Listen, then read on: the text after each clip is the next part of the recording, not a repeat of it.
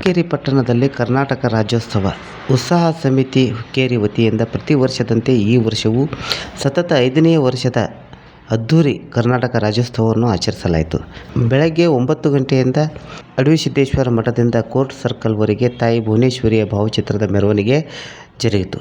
ಸಾಂಸ್ಕೃತಿಕ ಕಾರ್ಯಕ್ರಮ ಜರುಗಿದವು. ಇದರಲ್ಲಿ ಬೆಂಗಳೂರಿನ ಗೊಂಬೆ ಆಟ, ವೀರಗಾಸೆ, ಮಹಿಳಾ ಡೊಳ್ಳು ಕುಣಿತ, ಪುರುಷ ಲೆಜಿಮ್ 8 ತಂಡಗಳಿಗಿಂತ ಹೆಚ್ಚು ಈ ಮೆರವಣಿಗೆಯಲ್ಲಿ ಭಾಗವಹಿಸಿದ್ದವು. 100ಕ್ಕೂ ಹೆಚ್ಚು ಕಲಾವಿದರು ಈ ಕಾರ್ಯಕ್ರಮದಲ್ಲಿ ಭಾಗವಹಿಸಿದ್ದರು.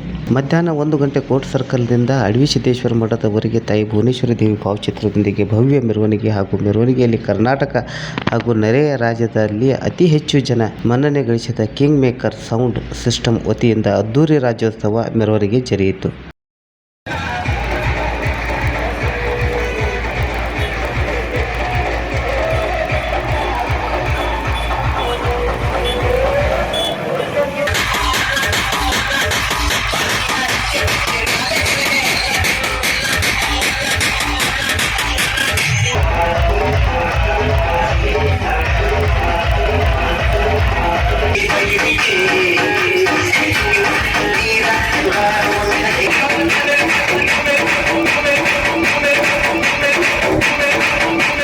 ವರದಿ ಕಿರಣ್ ಹಕ್ಯಾಗೋಳ್, ಚಿಕ್ಕೋಡಿ.